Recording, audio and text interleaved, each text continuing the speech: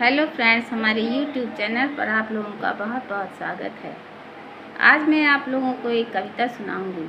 कविता का शीर्षक है उस जीवन का कोई अर्थ नहीं। अब मैं शुरू करती हूँ। जब टूट जाता है अंतर्मन, जैसे गिरे पौधे से सुमन, मन नीरस हो यदि नित दिन, उस जीवन का कोई अर्थ नहीं, उस जीवन का कोई अर्थ नहीं।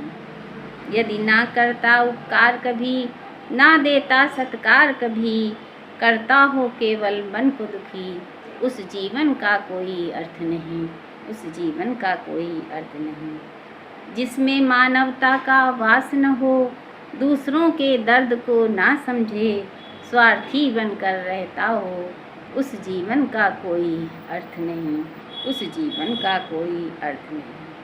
जो अक्सर कहता हो व्यस्त हूँ, वो व्यस्त नहीं अस्त व्यस्त है, रहता हो अपनों से जुदा, उस जीवन का कोई अर्थ नहीं, उस जीवन का कोई अर्थ नहीं। रहे न चित्त स्थिर जिसका, रहे न चित्त स्थिर जिसका, कभी इस पल कभी उस पल, बदले की भावना रखता हो, उस जीवन का कोई अर्थ नहीं, उस जीवन का कोई अर्थ नहीं। जो बुजुर्गों का सम्मान ना करे, उनकी बातों को बकवास कहे, वो जीवन में क्या कर सकता है, उस जीवन का कोई अर्थ नहीं, उस जीवन का कोई अर्थ नहीं।